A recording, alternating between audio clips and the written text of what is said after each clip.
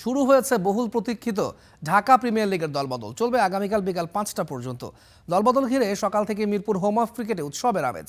সকালে এসেই দলবদল করেছেন মোহামেডানের মৃত্যুঞ্জয় চৌধুরী ও ইয়াসির আলী রাব্বি। এছাড়াও এবার নবাগত দলের হয়ে মাঠে নামবেন মোহাম্মদ মিঠুন, মুমিনুলরা। প্রাইম ব্যাংক ক্রিকেট ক্লাবের নাম লিখিয়েছেন অভিজ্ঞ অলরাউন্ডার মাহমুদুল্লাহ রিয়াদ। মোহামেডানের হয়ে খেলবেন এনামুল হক বিজয়ও। গত বছরের মতো এই বছরও আর্থিক বিষয় নিয়ে নাখোশ ক্রিকেটাররা। সুপার লিগ আর রেলিগেশন না থাকায় দলগুলো স্কোয়াড গড়ছে দায় সারাভাবে। তাই শুরুর আগেই খেলার মান নিয়ে উঠেছে প্রশ্ন। তবে মাঠে গড়ানো নিয়ে শঙ্কায় থাকা টুর্নামেন্টটি অবশেষে আলোর মুখ দেখায় খুশি ক্রিকেটাররা। ক্রেডিট দিলেন নয়া সভাপতি তামিম ইকবালকে।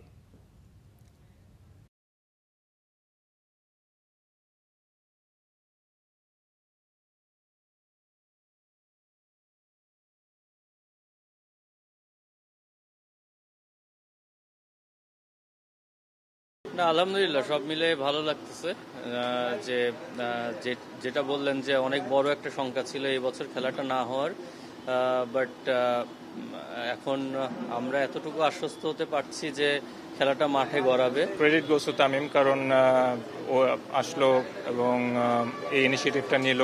এবং সবচেয়ে বড় কথা হচ্ছে যে দিন শেষে ক্রিকেটাররা, অবশ্যই এটা আমাদের অন্যতম বড় একটা আর্নিং সোর্স, বাট দিন শেষে ক্রিকেটাররা সবসময় মাঠে থাকতে চায়, মাঠে খেলতে চায়। এটা এর চেয়ে বড় কিছু হতে পারে না। আমি দীর্ঘদিন আবাহনীতে খেলেছি, আমি প্রাইম ব্যাংকে হয়ে খেলেছি। তো এবার একটা অপরচুনিটি এসেছে এরকম একটা বড় টিমে খেলার, এবং চ্যাম্পিয়ন টিমে খেলতে পারলে মানসিকতা সব দিক থেকে চ্যাম্পিয়নের মতোই থাকে। মিরপুরে রয়েছেন সহকর্মী মামুনুর রশিদ। দলবদলের সবশেষ খবর জানতে সরাসরি যুক্ত হব তার সঙ্গে। মামুন, নিশ্চয়ই শুনতে পাচ্ছেন আমাকে। ডিপিএল এর দলবদল চলছে, এরই মধ্যে অনেকেই নাম লিখিয়েছেন বিভিন্ন দলগুলোতে। সবার মধ্যে একটা আশার জন্ম দিয়েছে যে লিগটা হবার কথা ছিল না, বাতিল হয়ে যাওয়ার কথা ছিল, সেটা তামিম ইকবালের নেতৃত্বে আসার পর থেকে সেটা শুরু হওয়ার একটা সম্ভাবনা দেখা দিয়েছে। অবশেষ দলবদলটা হলো। ডিপিএল এর দল পেয়ে ক্রিকেটাররা কি কথা বলছিলেন বা তাদের প্রতিক্রিয়া কেমন দেখছিলেন? যেমনটি আসলে বলছিলেন যে আসলে একটা শঙ্কা ছিল, সেই শঙ্কাটা উড়িয়ে দিয়ে অবশেষে দলবদলটা হচ্ছে, খেলা মাঠে গড়ানোর একটা সম্ভাবনা তৈরি হয়েছে। সেটাতে একটা স্বস্তি তো অবশ্যই আছে ক্রিকেটারদের, এবং সব ক্রিকেটারই স্বস্তি প্রকাশ করেছেন। নতুন বিসিবি প্রেসিডেন্টকে ধন্যবাদ জানিয়েছেন। যদিও কিছুটা যেই খারাপ লাগা বা হচ্ছে অস্বস্তি ক্রিকেটারদের মধ্যে, সেটা হচ্ছে আছে। গতবার আমরা দেখেছিলাম যে অনেক ক্রিকেটারকে যারা 50-60 লাখ টাকায় দল পেতেন, তাদেরকে দেখেছি আমরা 20-30 লাখ টাকায় দল পেয়েছেন, বা আরো কমে অনেকে দল করেছেন। তো এবারও কিন্তু ঠিক সেরকমটাই হচ্ছে। 2-3টি বা 4টি দল ছাড়া বেশিরভাগ দলই খুব কম বাজেটে আসলে দল করছেন। সেই জায়গায় আসলে ক্রিকেটাররা তাদের প্রাপ্য যে মূল্যটা, যে টাকায় তাদের চুক্তি হওয়ার কথা ছিল, তারা সেটা পাচ্ছেন না। বিশেষ করে মোহামেডান, যদি আবাহনীর কথা বলেন, প্রাইম ব্যাংকের কথা বলেন, আর লেজেন্ডস অফ রূপগঞ্জ, এই 3-4টা দল তারা মোটামুটি একটা ভালো বাজেট নিয়ে দল গড়ছে এবং শক্তিশালী দলই গড়েছে। আপনার এবারের যদি, যেহেতু সুপার লিগ নেই এবং রেলিগেশন নেই, শুধুমাত্র চ্যাম্পিয়ন হওয়ার একটা দৌড় থাকবে, সেদিকেই আসলে সবার টার্গেট থাকবে। এবং সেই জায়গায় এই 3-4টা দলেরই আসলে আপনার টার্গেট, মানে লড়াইটা থাকবে, প্রতিযোগিতাটা মাঠে হবে। এবং সেই জায়গায় মোহামেডান এবার বেশ শক্তিশালী দল গড়েছে বলতে হবে কাগজে কলমে।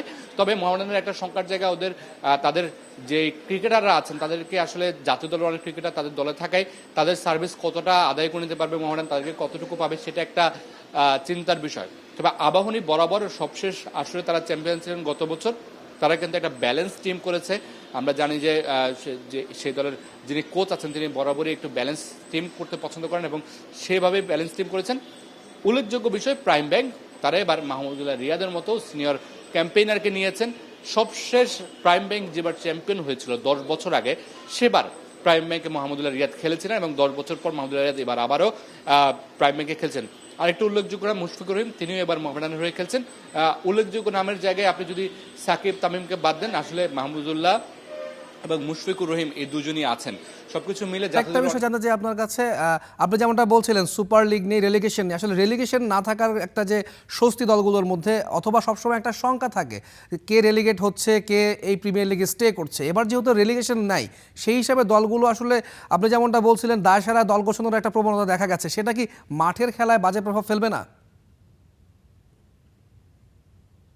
প্রভাব ফেলবে, অবশ্যই প্রভাব ফেলবে। তবে ওই যেটা বলছিলাম যে ক্রিকেটারদের মধ্যে একটা স্বস্তির জায়গা, যে দিন শেষে ম্যাচটা বা খেলাটা মাঠে গড়াচ্ছে, রুটির যে জায়গাটা, সেই জায়গায় কিছুটা হলেও এই ক্রিকেটাররা স্বস্তি পাচ্ছেন। সব ক্রিকেটার না পেলেও কিছু ক্রিকেটার তো সেই স্বস্তিটা পাচ্ছেন, সেটা তাদের জন্য স্বস্তি। তবে ক্রিকেটারও বারবার বলেছেন যে প্রতিযোগিতাটা মাঠে থাকে ডিপিএল, ঢাকা প্রিমিয়ার লিগে, বাংলাদেশের ওয়ানডে লিস্টে যেই টুর্নামেন্ট, একটা মাত্র টুর্নামেন্ট এবং ক্রিকেটারদের সবচেয়ে বড় আয় রুজির জায়গা এবং সবচেয়ে বেশি বড় কম্পিটিশনের জায়গা, সেই জায়গায় আসলে ক্রিকেটারদের সেই কম্পিটিশনটা আসলে কমে গেছে। আপনার সুপার লিগে ওঠার একটা তাড়না থাকে ক্রিকেটারদের মধ্যে, ডিপিএলে সেই সুপার লিগটা নেই এবং সেই সাথে রেলিগেশনে যখন আপনার থাকছে না, তখন আপনার ওই যে বলছিলাম বেশ কিছু ক্লাব শুধুমাত্র দায় সারা দল করেছে শুধুমাত্র পার্টিসিপেন্ট করার জন্য, ওই যে রেলিগেশন জোন না থাকার কারণে। তো সবকিছু মিলে ক্রিকেটারদের মধ্যে ডিপিএল মাঠে গড়ানোর স্বস্তিটা আছে, সেই সাথে আর্থিক যে বিষয়টা সেটা নিয়ে অস্বস্তি আছে এবং প্রতিযোগিতামূলক যে ক্রিকেট সেটা হয়তো বা এবারে ডিপিএল এ দেখা মিলবে না। তৌহিদ, মামুন, অসংখ্য ধন্যবাদ আপনাকে। আপনি থাকুন সেখানে, নিশ্চয়ই পরবর্তীতে আপনার মাধ্যমে আমরা দর্শকদের আরও খবর জানাতে পারবো।